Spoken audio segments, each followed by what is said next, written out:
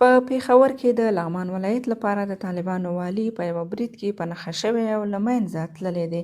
عبدالهادي پشیوال چې د طالبانو له لوري د لغمان لپاره د والي په توګه ګمارل شوی و، د پېښور په 400 روډ د بغشوپل په سیمه کې د ناپېژاندو وسلوالو لوري په ډزو ووژل شو.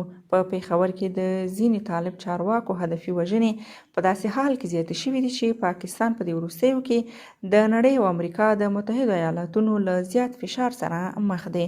پاکستان چې همدا اوس د یوې خوا د چین او نورو نړیوالو بنسټونو او ځینې هیوادونو په پور کې ډوب دی، د نړیوالو ادارو له بندیزونو سره هم مخ دی.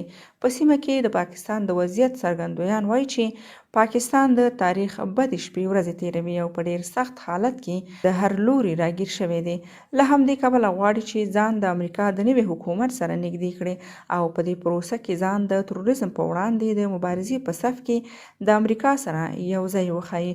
د کویټ څخه یو کس موږ ته وویل چې د طالبانو والي د پاکستان استخباراتو په نښه کړ. له دې وړاندې هم خبریال ویبپاڼې په دې اړوند هم خبریال ویبپاڼې داسې شواهد خپاره کړي وو چې په پاکستان کې به په ځینې طالب قمندانانو باندې فشارونه او بریدونه زیات شي، خو دا به هغه ډله طالب مشران او قمندانان وي چې په افغانستان کې د سولې د خبرو پلوي دي او غواړي د پاکستان له اسارت څخه ځان خلاص کړي.